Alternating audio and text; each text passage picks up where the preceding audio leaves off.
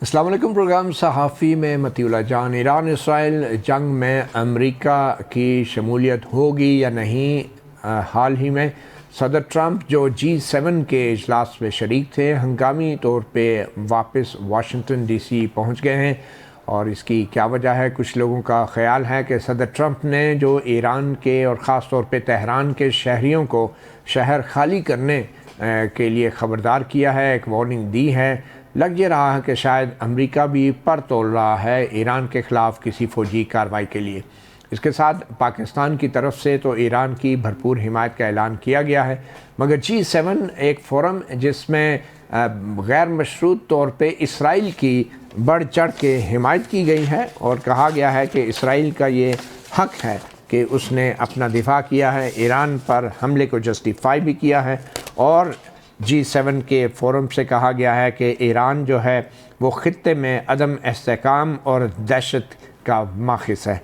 اور یہ بیان جب آیا ایک ایسے وقت میں کہ جب 21 مسلمان ممالک کی طرف سے بشمول پاکستان، جس میں Bahrain, Algeria, Brunei Darussalam, Chad, Comoros, Djibouti, Egypt, Iraq, Jordan, Kuwait, Libya, Mauritania, Pakistan, Qatar, Saudi Arabia, Somalia, Sudan اور ترکیہ، عمان اور یونائٹڈ عرب امارات شامل ہیں، انہوں نے اسرائیل کے ایران پر حملے کی سخت الفاظ میں مذمت کی ہے، اور کہا ہے کہ یہ بین الاقوامی قوانین کی خلاف ورزی ہے، اور فوری طور پہ جنگ روکنے کے لیے، حملے روکنے کے لیے کہا گیا ہے، اور خاص طور پہ ایران کی اور اسرائیل کی جو ایٹمی فیسلٹیز ہیں ان پر حملوں کو بھی روکنے کے لیے بیان جاری کیا ہے۔ تو 21 ممالک ایک طرف کھڑے ہیں، مسلمان ممالک ہیں خیر، اور دوسری طرف G7 ممالک ہیں، اور پوزیشن بڑی واضح ہے، اور اسی حوالے سے آج بات کرنے کے لیے ہم نے زحمت دی ہے۔ ہمارے ساتھ موجود ہیں پاکستان کے سابق سیکرٹری خارجہ جناب شمشاد احمد خان صاحب۔ بہت شکریہ شمشاد احمد خان صاحب۔ کیسے دیکھ رہے ہیں آپ امریکہ کے صدر نے جو ہنگامی بنیادوں پہ اپنا دورہ مختصر کیا ہے اور واشنگٹن ڈی سی پہنچ گئے ہیں، تو آپ اس عمل کو کیسے دیکھ رہے ہیں؟ کیا ہونے جا رہا ہے؟ کیا امریکہ بھی ایران پر حملوں میں اسرائیل کا عملی طور پہ ساتھ دینے کا ارادہ کر چکا ہے؟ دیکھیے، امریکہ کو ایک ایسا پریزیڈنٹ نصیب ہوا ہے تاریخ میں جو بقول رونلڈ ریگن کے جو دنیا کو تہس نہس کر دے گا اپنی پالیسیوں کی وجہ سے۔ اس نے اپنی پہلی ٹرم میں کچھ ایسے ہی اقدامات لیے تھے جس میں ایران کے ساتھ جو نیوکلیر ڈیل ہو چکا تھا پہلے مغربی ممالک کا، اس سے نکل گیا، اس کو کینسل کیا۔ اس کے بعد جیروسلم کو اسرائیل کا کیپٹل تسلیم کیا، ریکگنائز کیا، جو کہ امریکہ کی بہت پرانی پوزیشن کے خلاف تھا، اور پھر اس نے اپنی سفارت خانہ وہاں پہ جیروسلم شفٹ کر دیا۔ تو ابھی پہلی ٹینیور میں اس نے ایک اور کام کیا تھا ابراہیم اکارڈز کے ذریعے سے، کہ وہ خلیجی ریاستوں اور مسلمان ملکوں کو اسرائیل کو تسلیم کروانا چاہتا تھا۔ کئی ملکوں نے تسلیم کر بھی لیا تھا، موروکو، سوڈان وغیرہ نے اور امارات نے، لیکن سعودی عرب نہیں کر پایا تھا۔ اور سعودی عرب جب ٹرمپ کی میعاد پہلی ٹینیور ختم ہو گئی، اس وقت تک سعودی عرب نے تسلیم نہیں کیا تھا۔ نتیجہ پھر 7 اکتوبر 2023 کو فلسطینیوں نے، حماس نے سعودیوں کو روکنے کے لیے پھر اسرائیل پر چڑھائی کی تھی۔ اس طرح یہ جو اسرائیل اور حماس کی جو لڑائی چل رہی ہے، اس کا آغاز اس پرسپیکٹو میں آپ دیکھیں گے۔ تو وہ جو فلسطینیوں نے بڑی قربانیاں دے کر سعودیوں کو رکوایا تھا۔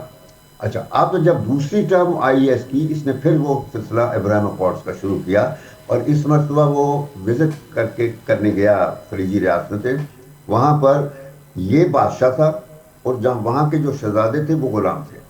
اس طریقے سے کنڈکٹ کیا گیا سارا دورہ کہ اس کو اتنی اہمیت دی گئی، اور اس نے ان کو یقین دلا دیا کہ ایران کی طرف سے میں آپ کو پوری سیکیورٹی دوں گا، اور پتہ نہیں شاید کوئی ہتھیار بھی کمٹ کیے تھے۔ تو یہ ہر طرف نا غلط فہمیاں پیدا کر کے اپنا جو ایجنڈا ہے، اور جس کی کوئی تک نہیں ہے اس کے ایجنڈے کی، یہ بالکل سیاستدان نہیں ہے، ڈپلومیٹ نہیں ہے، یہ ایک مداری ہے اور ایک کھلاڑی ہے، جوئے کا کھلاڑی ہے، جواری ہے۔ تو اب یہ اس کے کیا ارادے ہیں ایران کے حوالے سے؟ میں بتاتا ہوں، اس وقت جو ارادے ہیں وہ سارا اسرائیل کو مکمل سپورٹ دے رہا ہے، اور یہ جو ایران کو کہا ہے کہ جی تہران کو ایویکویٹ کر دیں، یہ اس کی چال ہے ایک یعنی انسٹیبلٹی پیدا کرنے کے لیے، عدم استحکام ایرانی لوگوں میں بددلی پیدا کرنے کے لیے، خوف پیدا کرنے کے لیے ہے. لیکن ایرانی وہ قوم نہیں ہے جو اس قسم کی چیزوں سے ڈر جائیں گے. ایرانی وہ قوم ہیں جنہوں نے امریکہ کو ایران سے نکالا تھا. مگر امبیسڈر صاحب قطع کلامی معاف، اب اگر امریکہ ایران کے خلاف جنگ میں عملی طور پہ حصہ لیتا ہے تو پھر پاکستان کی کیا پوزیشن ہوگی؟ ہماری تو بڑی توقعات ہیں کہ وہ تو ہمارا کشمیر کا مسئلہ بھی حل کروا رہا ہے اور ہم اس سے $1 کھرب کے معدنیات کے معاہدے بھی کر رہے ہیں، معدنیات کی دریافت کے. تو ہماری پاکستان کو کیا کرنا چاہیے ایسی سچویشن میں؟ پہلی بات تو یہ ہے کہ کوئی بھی چیز جو یہ پاکستان کو اگر پرومس کیا ہے یا پاکستانیوں نے اس کو پرومس کیا ہے وہ پوری نہیں ہوگی. میں بتاؤں یہ امن کرا ہی نہیں سکتا، اس کی فطرت میں نہیں ہے کہیں بھی امن پیس کروانا. اور بالخصوص انڈیا پاکستان، کیونکہ انڈیا پاکستان کے حوالے سے تو یعنی انڈیا کی پوزیشن پہ امریکہ کی پالیسی بہت فرم ہے. وہ سیکیورٹی کونسل کی ریزولوشنز کو تو امپورٹنس ہی دیتے، اور یہ جس قسم کی باتیں کرتا ہے وہ پاکستان کبھی تسلیم نہیں کر سکے گا. میں تو پہلے ہی کہہ رہا ہوں کہ سیز فائر اس نے کرا دیا تھا کیونکہ اس کی ضرورت تھی سیز فائر. وہ ابھی یوکرین کا کھیل کھیل رہا تھا اور اسرائیل کو اس نے سپورٹ کیا ہوا تھا ایک ڈائلاگ شروع کر کے ایران کے ساتھ. تو مقصد میرا کہنے کا ہے کہ اس وقت اس سچویشن سے پہلے کچھ اور ہوگا، یعنی میں یہ توقع کرتا ہوں. اب میں وہ یہ کہہ رہا ہوں کہ ایران کے حوالے سے روایتی طور پر، خاص طور پر اس صدی کے شروع سے لے کر جب سے امریکہ نے جنگیں لڑنی شروع کی تھی 9/11 کے بعد سے، جب ایران نے کیا تھا افغانستان پہ اور عراق پہ حملہ کیا، اس کے بعد پھر اوباما کے وقت انہوں نے ایک اور جنگ شروع کی تھی، اوباما نے شروع کی تھی، اور وہ سیریا کے خلاف تھی. اور اس میں یہ انہوں نے عربوں کو، خلیج کی ریاستوں کو ان کا پیسہ، ان کی دولت، ہتھیار اپنے، اور وہ لانچ کر دیے تھے عرب مجاہدین کے نام سے، جو وہاں جا کے راستے میں جا کے وہ داعش بن گئے.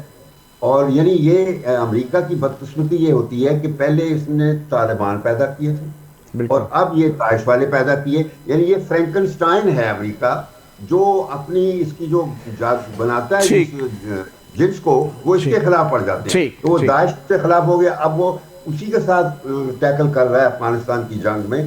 تو اب میں یہ کہہ رہا ہوں کہ چائنا اور روس have a role to play in this. یہ میں بتا دوں آپ کو، کیونکہ سیریا کے کانٹیکس میں روس اور چائنا نے ایران کی طرف پلڑا اپنا ڈالا ہوا تھا، ایران کی سپورٹ میں. اچھا، اور اب یہی ہوگا.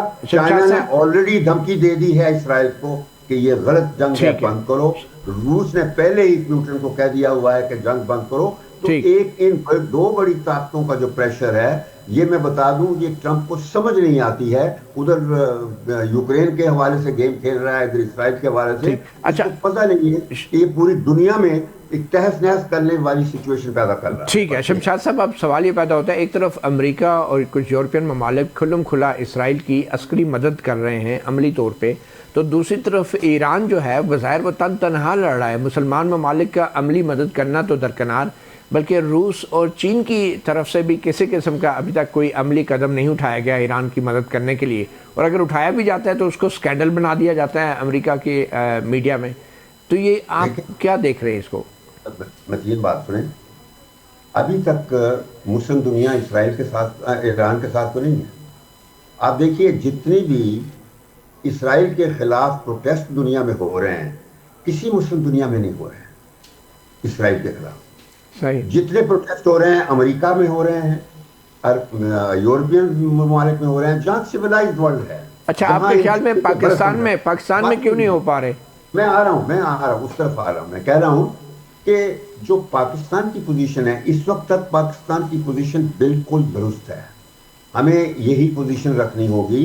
یعنی ہم نے جنگ میں شامل نہیں ہونا، لیکن ہم نے ایران کو ہر ممکن سپورٹ دینی ہے. چلیں ایران نے ہمیشہ ہمیں سپورٹ کیا ہے. ہماری جتنی جنگیں ہوئی ہیں انڈیا کے ساتھ اس نے ہماری یعنی ہماری جو پیچھے رہ کر ہماری جتنی مدد ہو سکتی تھی ہمیشہ ہم نے ایران کی سپورٹ کی. جب بالکل صحیح ہے. اچھا عراق نے حملہ کیا. اچھا کوئکلی شمشاد صاحب جی میں کوئکلی سر بھی پوچھنا چاہ رہا تھا. پاکستان کی آپ نے کہا پوزیشن بہت صحیح ہے اور یہی رہنی چاہیے.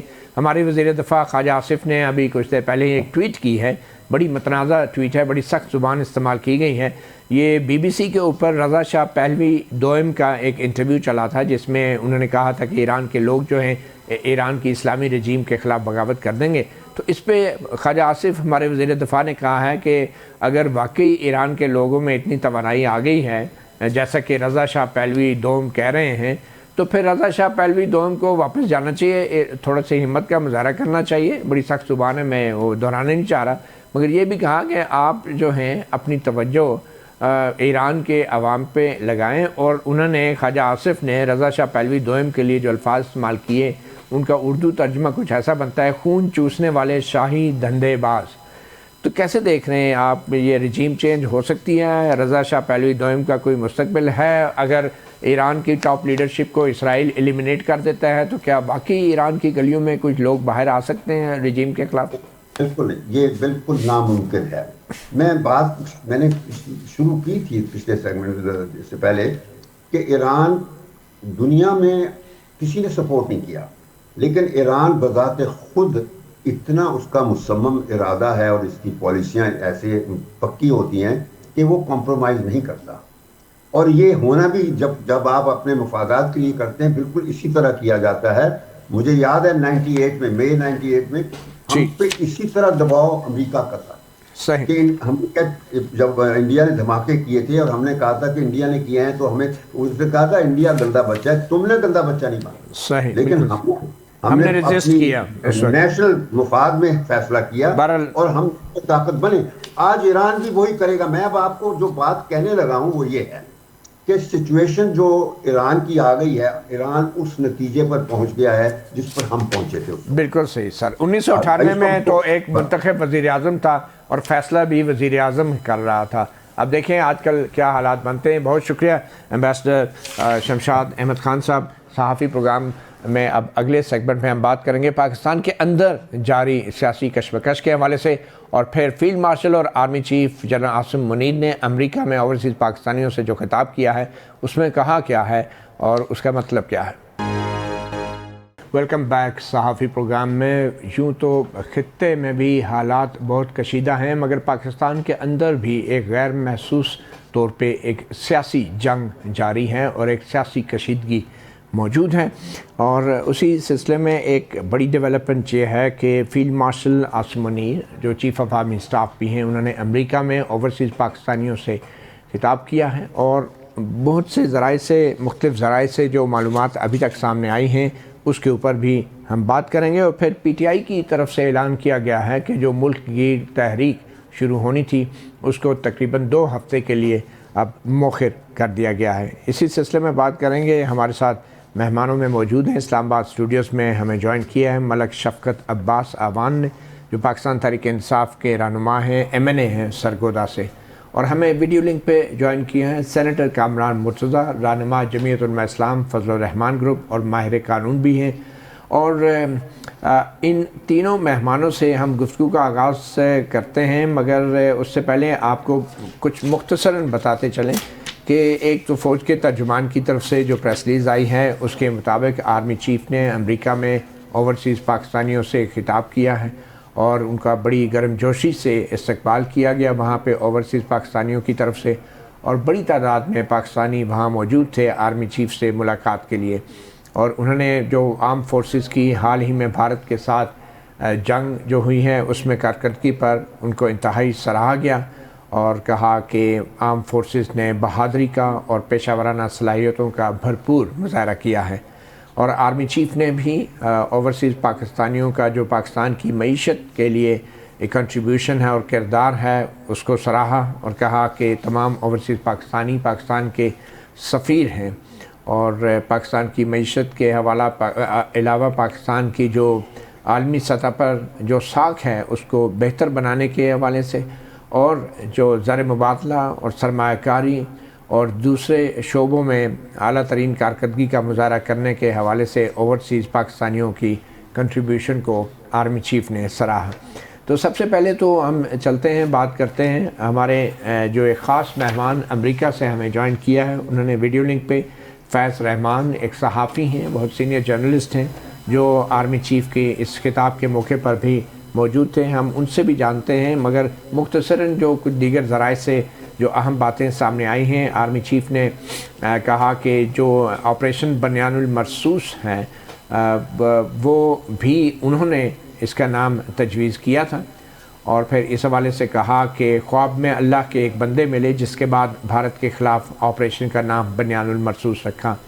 اور پھر کشمیر میں جو پہلگام کا واقعہ ہوا اس حوالے سے آرمی چیف نے کہا کہ پاکستان کو اس واقعے سے کوئی تعلق نہیں، یہ سیکیورٹی کی ناکامی تھی۔ اگر بھارت 4 بندے نہیں روک سکتا تو پھر 7 لاکھ فوج کشمیر میں کیوں رکھی گئی ہے۔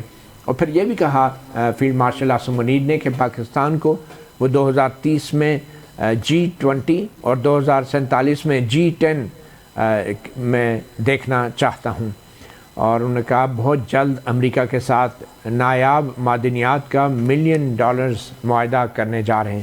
تو فیض رحمان صاحب، پہلے تو یہ جو باتیں ابھی مختلف ذرائع سے آئی ہیں کہ آرمی چیف نے خطاب میں کیا کہا، ان کے بارے میں آپ کچھ کہنا چاہیں گے؟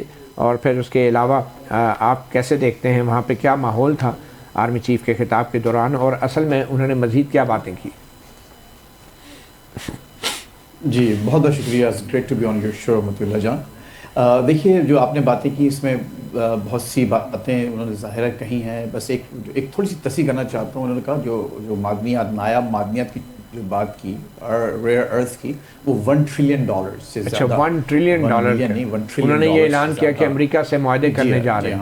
اچھا جی انہوں نے $1 ٹریلین کی بات کی، اور انہوں نے یہ کہا کہ انہوں نے یہ بات وزیر اعظم سے منظوری لینے کے بعد ٹرمپ ایڈمنسٹریشن کو آفر کیا ہے کہ $1 ٹریلین۔ تو یہ اس میں اہم نکتہ ہے کہ وزیر اعظم سے انہوں نے منظوری وزیر اعظم نے دی، لیکن یہ پیشکش جو ہے یہ آرمی چیف نے امریکی انتظامیہ کو کی ہے۔ جی امریکی انتظامیہ کو یہ سے بات ہوئی ہے اس موضوع پہ، لیکن وزیر اعظم کی منظوری کے بعد۔ اور باقی دیکھیے باتیں ساری جو آپ نے جو فرمائی ہیں وہ بالکل انہوں نے کہیں۔ پرجوش ماحول تھا، کوئی 300 کے قریب لوگ تھے، اور اس کے میں بہت احتیاط برتی گئی تھی پورے اس فنکشن کے لیے۔ پہلے اس کو ایمبیسی آف پاکستان میں ہونا تھا، لیکن عین وقت پر اس کو کچھ گھنٹے پہلے اس کی وینیو چینج کر کے اس کو یہاں پر ایک جو 4 سیزنز ہوٹل ہے وہاں پر منتقل کیا گیا۔ جو شرکا تھے ان کے سیل فونز رکھ لیے گئے تھے، اور کسی کو فوٹوز وغیرہ، ظاہر ہے کہ جب سیل فونز ہی نہیں تھے تو کسی نے فوٹوز، لیکن یہ کہ بہرحال ایک بڑا پرجوش ماحول تھا، اور ان کو بہت اچھی طرح سے ریسیو کیا آڈینس نے، اور کئی دفعہ ان کو اسٹینڈنگ اوویشن بھی دیے گئے مختلف باتوں پر۔ اور یہ جو آپ نے بنیان المرصوص کی جو بات کی، انہوں نے نہ صرف یہ کہا کہ یہ ان کا اپنا، اور یہ دونوں ایئر چیف اور آرمی چیف یہ بیٹھے ہوئے تھے، اور اس پر جب اس آپریشن پر جب گفتگو ہو رہی تھی تو اس کے بعد ان کے ذہن میں یہ آیا، اور انہوں نے جو ہے انہوں نے کہا، آرمی ایئر چیف نے یہ کہا، جو میں ایگزیکٹ آپ کو کانٹیکسٹ دینا چاہتا ہوں، بہت اہم کانٹیکسٹ ہے۔ انہوں نے کہا، ایئر چیف نے یہ کہا کہ سر ہمارے جوان ایک دیوار بن کے کھڑے ہو گئے ہیں، سیسا پلائی ہوئی دیوار، شاید سیسا پلائی دیوار کی۔ ہاں انہوں نے جو کہا اپنے ایئر چیف نے، میں اس کا ذکر کر رہا ہوں، اور آرمی چیف نے ایگزیکٹلی یہ کہا کہ وہ دیوار بن کے کھڑے ہو گئے۔ اچھا، تو اس کی بنیاد پر فوراً آرمی چیف نے یہ کہا کہ کیوں نہ اس آپریشن کا نام پھر بنیان المرصوص رکھ دیا جائے، جس کا مطلب جیسے کہ آپ نے فرمایا سیسا پلائی دیوار ہے۔ اور پھر اس آیت کو باقاعدہ جو شروع میں پڑھا بھی گیا تھا جب پروگرام کا آغاز ہوا، تو اسی آیت سے ہوا۔ اور اس کے بعد کئی دفعہ ذکر کیا، ایک اور بہت دلچسپ بات انہوں نے کہی کہ ایک صاحب نے بنیان المرصوص، کچھ ان کو شاید علم الاعداد جانتے تھے وہ، تو پھر انہوں نے جب علم الاعداد کے لحاظ سے اس کا تجزیہ کیا تو کہنے لگے یہ بنیان المرصوص میں 10 لیٹرز ہیں، اور اس لیٹرز میں پھر 5 اس میں ہیں، 5 اس میں، تو 10 مئی سے انہوں نے اس کا وہ جوڑا، اور بہت سی باتیں اس میں پھر 5 پنجے 25 یعنی 2025۔ تو کسی نے ان کو باقاعدہ یہ علم الاعداد کے ذریعے بھی اس اچھے نام کی کامیابی کی دلیل. یہ آرمی دیکھیے چیف یہ تو بتا خیر رہے ہیں. باتیں جی یہ آرمی چیف نے خود وہاں باقاعدہ اچھا. بتایا. کافی طویل تقریر تھی اور بہت ہی اطمینان سے اور آرام سے تقریر فرما رہے تھے کافی, اور بار بار ہمارے پرجوش سامعین پاکستانی امریکنز نعرے بھی لگا رہے تھے, جس میں ظاہر ہے کہ عاصم منیر اور پھر انہوں نے یہ بھی کہا کہ کشمیر کے حوالے سے بہت جلد کوئی کشمیر کے حوالے سے اچھی خبر ملے گی. کشمیر کے بارے میں دیکھیے انہوں نے یہ کہا کہ اس وقت صدر ٹرمپ تقریباً 13 دفعہ یہ کہہ چکے ہیں بات, اور اس وقت پوری دنیا میں کشمیر کا لفظ اور مسئلہ کشمیر فلیش کر رہا ہے. انہوں نے باقاعدہ ہاتھ کے اشارے سے یہ کرتے بتایا کہ پوری دنیا میں اس وقت یہ سب کو نظر آ رہا ہے, اور امید یہ ہے کہ اس پہ بہت جلد پیش رفت ہوگی. لیکن کوئی میں نہیں سمجھتا کہ انہوں نے کوئی بہت ہی کانکریٹ اس سلسلے میں کوئی بات کی, لیکن بہرحال یہ خوش تھے اس کے پورے اس جو جنگ کے بعد جو پاکستان کے حالات ہیں. وہ کہتے ہیں کہ مودی کی غلطی کی وجہ سے ہم لوگ یونائٹ ہو گئے. اور ایک اور جو اہم جملہ جو میرے ذہن میں کافی بیٹھا اور جس میں تھوڑا سا امیجنیشن بھی یوز کرنا پڑا, انہوں نے کہا کہ میں 1979 کا پاکستان واپس چاہتا ہوں. اچھا 79 کا یا 70 کا؟ 1979 79 جب بھٹو کو پھانسی ہوئی تھی. یہ مجھے نہیں معلوم, کیونکہ 79 میں تو جنرل ضیاء الحق کا وہ مارشل لا تھا. یہ غالباً اس وقت ان کی عمر اتنی نہیں تھی. تو یہ 1979 میں یہ مال روڈ کا انہوں نے ذکر کیا کہ وہاں کس طرح سے فارنرز پنڈی کے اس علاقے میں کس طرح سے ہپیز آ کے ڈانس کیا. بٹ آئی تھنک یہ موسٹ پرابلی 1970 کی بات ہوگی پھر.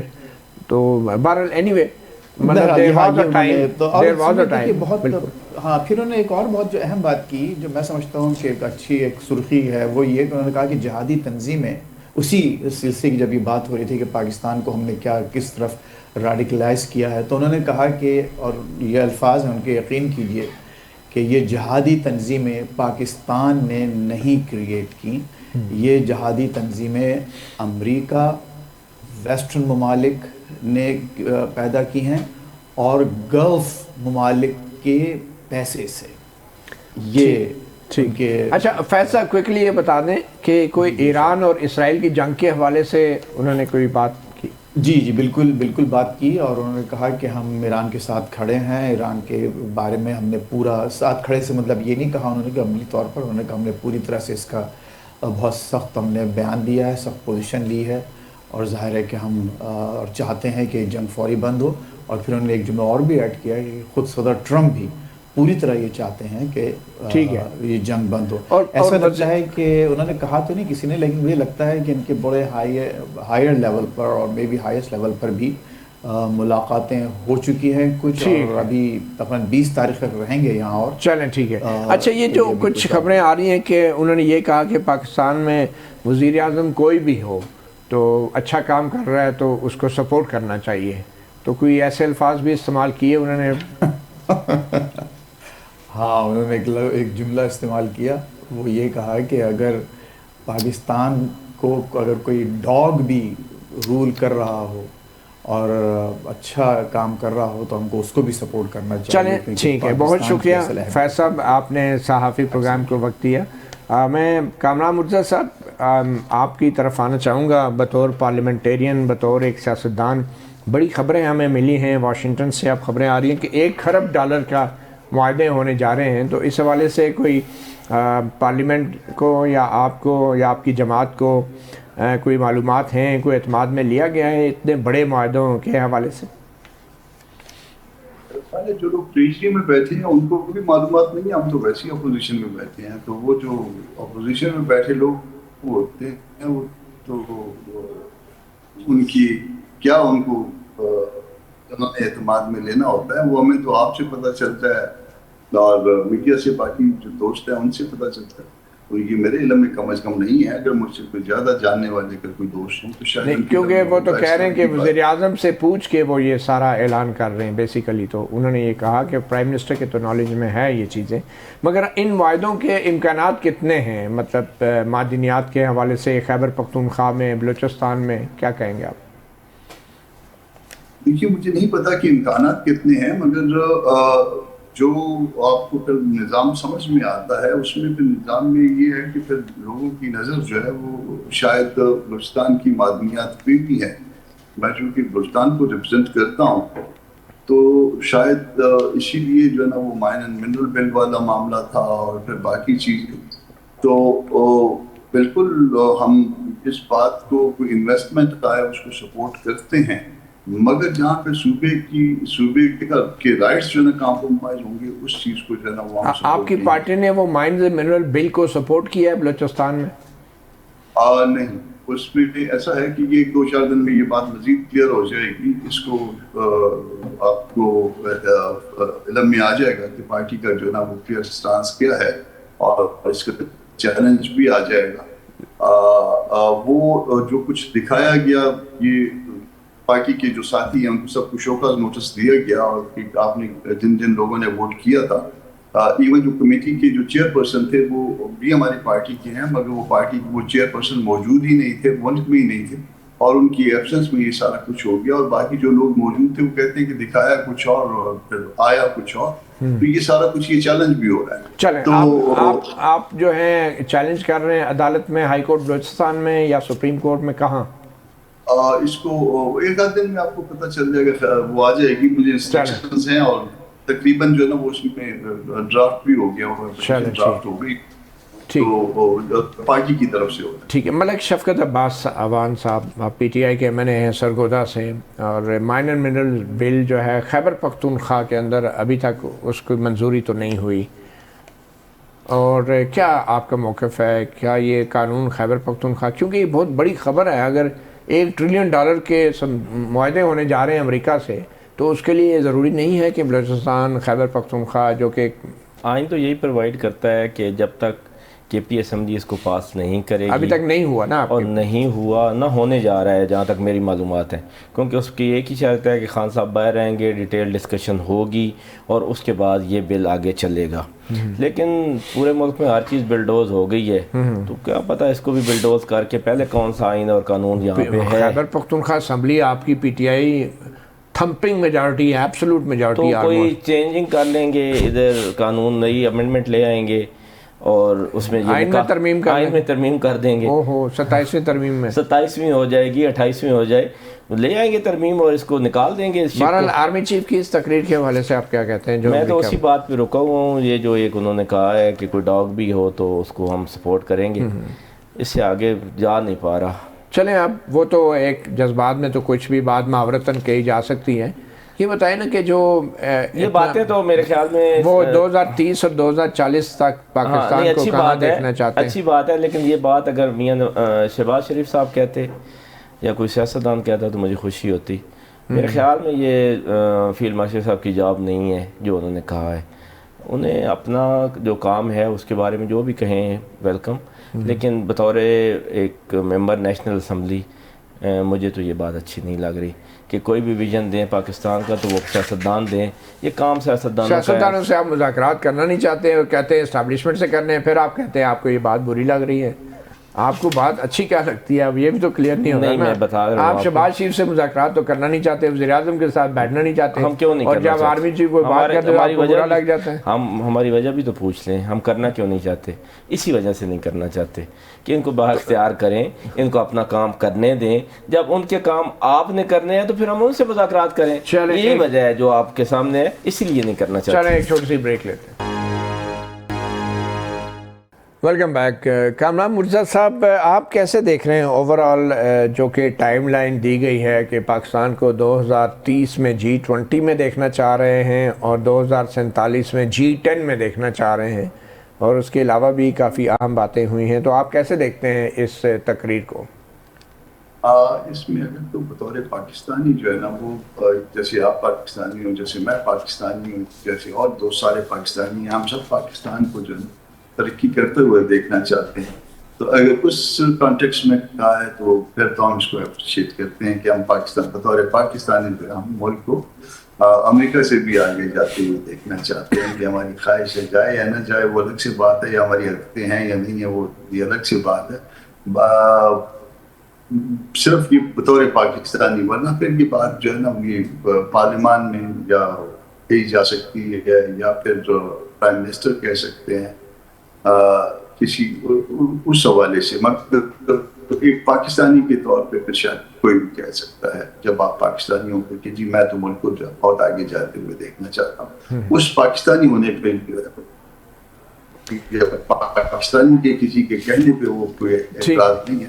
اچھا ادروائز جو ہے نا وہ ویژن دینا جو ہے وہ ٹھیک. لیکن یہ جو ویژن ہے پاکستان کی جو موجودہ سیاسی صورتحال ہے، آپ کے خیال میں جو عمران خان جیل میں ہیں تو یہ ویژن جو ہے عمران خان کو جیل میں رکھ کے حاصل کیا جا سکتا ہے؟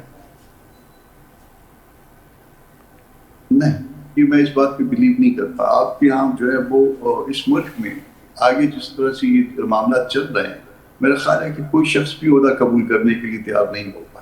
اگر مجھے فرض کریے کہ مجھے آپ مجھے کہیں کہ جی کوئی بھی عہدہ، وجہ اس کی یہ ہے کہ اس کے بعد آپ بلیک میل کرتے ہیں. آپ کوئی بھی عہدہ جو ہے جس کے پاس بھی رہے اس کے بعد جو ہے وہ، تو اس سے بہتر یہ ہے کہ آپ اس ملک میں عہدہ قبول نہ کریں. کبھی آپ منسٹر بن جائیں، کبھی آپ اس سے بڑھ جائیں، پرائم منسٹر بن جائیں، اس کا نتیجہ یہ ہوتا ہے کہ پھر جو ہے آپ کی اسکرو ہی ٹائٹ ہوتے رہتے ہیں سارے. چلیں ٹھیک. اچھا جناب شوکت صاحب، آپ کیا دیکھ رہے ہیں یہ جو تحریک آپ نے موخر کی ہے 2 ہفتے کی، تو اس کے پیچھے کیا حکمت ہے؟ اس کے پیچھے یہی حکمت عملی تو کوئی خاص نہیں ہے. ہمارے خطے میں جو حالات چل رہے ہیں، جو ایران اور اسرائیل کی جنگ چل رہی ہے، اس کی وجہ سے یہ 2 ہفتے کے لیے ہم نے ڈیلے کیا اور اس کے بعد انشاءاللہ تحریک چلے گی. تحریک چلے گی، لیکن یہ جو حالات ہیں یہ 2 ہفتے میں ٹھیک ہو جائیں گے آپ کے خیال میں؟ ٹینٹیٹیو ڈیٹ ہے، اللہ کرے ہو جائیں، ہم تو چاہتے ہیں ہو جائیں، اور پھر اگر اس میں مزید ایکسٹینڈ کرنی پڑی تو وہ خان صاحب ہی ڈیسائیڈ کریں گے. لیکن ٹینٹیٹیولی تو یہی ہم سمجھ رہے ہیں کہ انشاءاللہ جلدی یہ حالات. آپ کی بطور ایک سیاسی کارکن یا ایم این اے عمران خان سے کب ملاقات ہوئی آخری اور کتنے عرصے؟ میری 3 ماہ پہلے آخری ملاقات ہوئی ہے. ویسے تو 5-6 دفعہ ہوئی ہے کیونکہ میں وکیل بھی ہوں تو ان کے ٹرائل میں جاتا رہتا ہوں. میں تو جب بھی ملا ہوں تو اس سے زیادہ وہ عزم کے ساتھ ملے ہیں، اس سے زیادہ مضبوط مجھے لگے ہیں اور اس سے زیادہ پرجوش لگے ہیں. مجھے تو کوئی بھی لغزش نہیں ان کے نظر آئی، اور نہ ہی یہ جو کوئی سمجھ رہے ہیں کہ یہ 2 سال یا 3 سال یا نہ کوئی جیل ان کو تھکا رہی ہے، اور نہ ہی وہ کوئی پیچھے ہٹنے والے. تو ان حالات میں آپ کو لگتا ہے کہ پی ٹی آئی اسٹیبلشمنٹ کے درمیان مذاکرات شروع ہو سکتے ہیں؟ ہماری طرف سے اوپن آفر ہے کہ آئین اور قانون کی بحالی کے لیے جب بھی کسی نے کرنے ہوں، لیکن ان کی طرف سے نہ کریں. ہمیں کوئی جھولی نہیں پھیلا رہے ہم کسی کے آگے. تو شہباز شریف سے کر لیں. شہباز شریف تو پھر میں آپ کو بتا رہا ہوں کہ اس کو با اختیار کر دیں بیچارے کو، ہم اس کے ساتھ بھی کریں گے. اس کو آپ بے اختیار تو بے اختیار تو زیادہ آپ جیسی اپوزیشن نے کیا ہوا ہے نا وزیر اعظم کو، جو کہتی ہے وزیر اعظم سے بات ہی نہیں کرنا چاہتے، تو وہ کیسے با اختیار ہوں؟ ہم با اختیار اس لیے آپ کے سامنے یہ پیجز پڑے ہیں اور جو کچھ ہو رہا ہے، فارن پالیسی دی جا رہی ہے، تو یہ وزیر اعظم کا کام ہوتا ہے. چلیں تو اس لیے انہیں با اختیار کرتے ہیں، ہم بات کر لیں گے. چلیں، وزیر اعظم کا کچھ کام ہوتا ہے، کچھ سابق وزیر اعظم کا کام ہوتا ہے. اینی وے صحافی پروگرام سے اتنا ہی، اجازت دیجیے. اللہ حافظ.